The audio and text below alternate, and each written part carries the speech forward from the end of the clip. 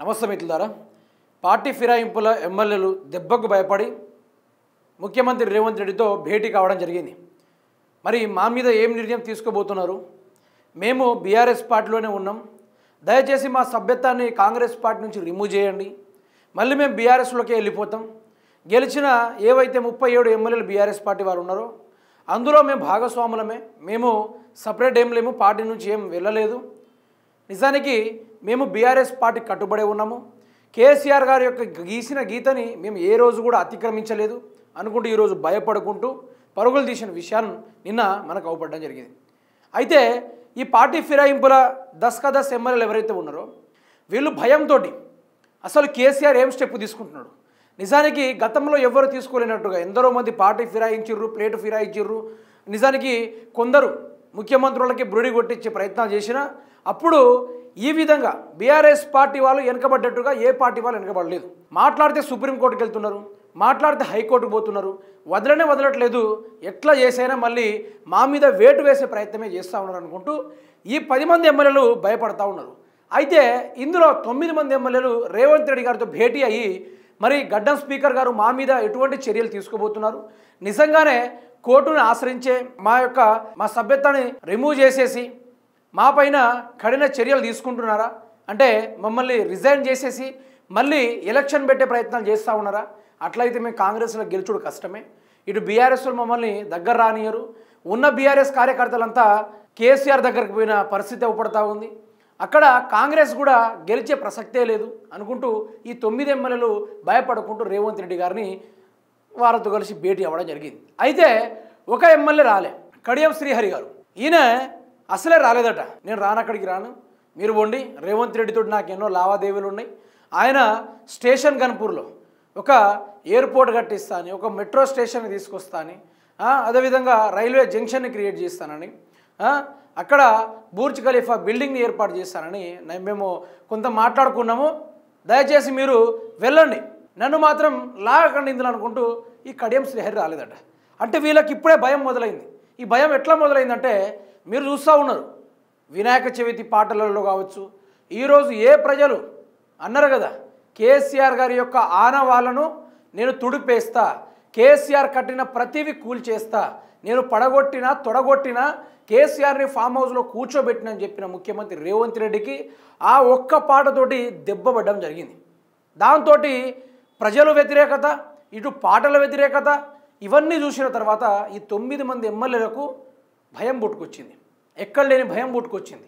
ఇవన్నీ చూసిన తర్వాత ముఖ్యమంత్రి రేవంత్ రెడ్డిని ఆశ్రయించిన తర్వాత ఏం జరిగింది, అరే అట్లా ముఖ్యమంత్రిగా వినాయకుని దగ్గర ట్యాంక్ బండ్ దగ్గర పోదామన్నా కూడా ఆడ కేసీఆర్ పాటలే, గ్రౌండ్ లెవెల్లో ఎక్కడ చూసినా కూడా మాకు రేవంత్ రెడ్డి వద్దు కేసీఆర్ఏ కావాలంటున్నారని గ్రౌండ్ లెవెల్ నుంచి కుక్క బూతులు కూడా తిరుగుతూ ఉన్నారు. మరి ఇంకా ఎటు పోయినా అసలు నేను ముఖ్యమంత్రినా ఏందని నేను ప్రజలను లెక్కనే చేయట్లేదు అనుకున్న ముఖ్యమంత్రి రేవంత్ రెడ్డికి అసలు తలనొప్పిగా మారిపోయింది యొక్క పరిస్థితి. మారిన తర్వాత ఇదంతా ఒక తీరైతే ఇప్పుడు పార్టీ ఫిరాయింపుల ఎమ్మెల్యేలు భయపడకుండా ఈయన దగ్గరకు వచ్చుడు పెద్ద ఎత్తున మారిపోయింది. ఆ విషయాన్ని చూసుకోండి మిత్రులు. రేవంత్ను కలిసిన ఫిరాయింపు ఎమ్మెల్యేలు కడియం శ్రీహరి తప్ప 9 మంది హాజరు, స్పీకర్ నోటీసు అంశంపై చర్చ, ఏమని రిప్లై ఇవ్వాలని అడిగినట్లు సమాచారం. ఓవైపు పార్టీ మారలేదంటూనే సీఎంతో చర్చలు, చర్చానీయాంశకంగా మారిన ఎమ్మెల్యేల తీరు, అసలు వీళ్ళ పరిస్థితి అగోచరం అయిపోయింది.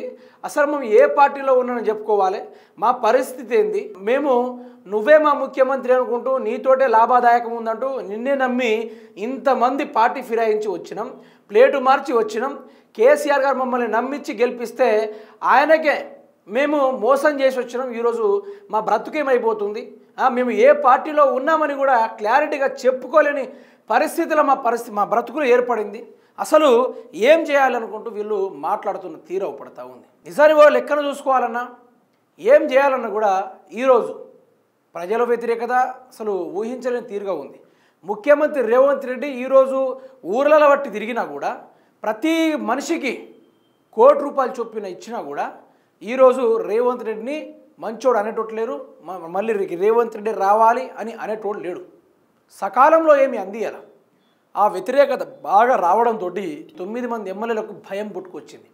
ఆ భయం ఎట్లాంటి భయం అంటే నిజానికి ఈరోజు వాళ్ళ నియోజకవర్గంలో వాళ్ళు తిరగాలంటే వాళ్ళకి భయం, ఒక సిగ్గు, నిజానికి పనికి మాలిన తప్పు చేశాంరా మనం అనుకుంటూ ఈరోజు తలగొట్టుకుంటున్న పరిస్థితి వాళ్ళది. కేసీఆర్ ఏమో ఆయన ఆదేశాల మేరకు హరీష్ రావు గారు, కేటీఆర్ గారు బ్రహ్మాండంగా గ్రౌండ్ లెవెల్లో పనిచేస్తూ ఉన్నారు. పార్టీ ఫిరాయింపుల ఎమ్మెల్యేల పైన వాళ్ళు నిర్ణయాలు తీసుకోపోయినా కోర్టుల ద్వారా నిర్ణయం తీసుకునేటట్టు రేవంత్ రెడ్డి ప్రభుత్వానికి చెవులు పిండేటట్టుగా ఈ పార్టీ ఫిరాయింపుల 10 మందికి నిద్రపోనీయకుండా చేస్తుంది బీఆర్ఎస్ పార్టీ ప్రభుత్వం. ఇటు కేసీఆర్, ఇటు హరీష్ రావు గారు ఒకరెనకాల ఒకరు పిటిషన్లు దాఖలు వేస్తూనే ఉన్నారు, ఒకరెనకాల ఒకరు అందుకుంటూనే ఉన్నారు. వీళ్ళని విడిచిపెట్టొద్దు, ఎట్టి పరిస్థితుల్లో వీళ్ళని విడిచిపెట్టొద్దు. మమ్మల్ని ఇంత మోసం చేస్తారా? ఈరోజు యావత్ నియోజకవర్గ ప్రజల్ని మోసం చేసి, బీఆర్ఎస్ పార్టీని మోసం చేసి, మాకు రేవంత్ రెడ్డి కావాలని కరుడుగట్టిన కాంగ్రెస్ పార్టీతో చేతులు కలిపిన దృశ్యాలు మనకు అవపడతా ఉన్నాయి. వీళ్ళని ఎట్లా వదిలిపెట్టాలని ఈ బీఆర్ఎస్ పార్టీ నిద్రపోవడం లేదు, వీళ్ళని నిద్రపోనీయడం లేదు. అసలు వీళ్ళు భయంతో ముఖ్యమంత్రి రేవంత్ రెడ్డి దగ్గర పోయారు. నిజానికి నాకు నవ్వొస్తుంది.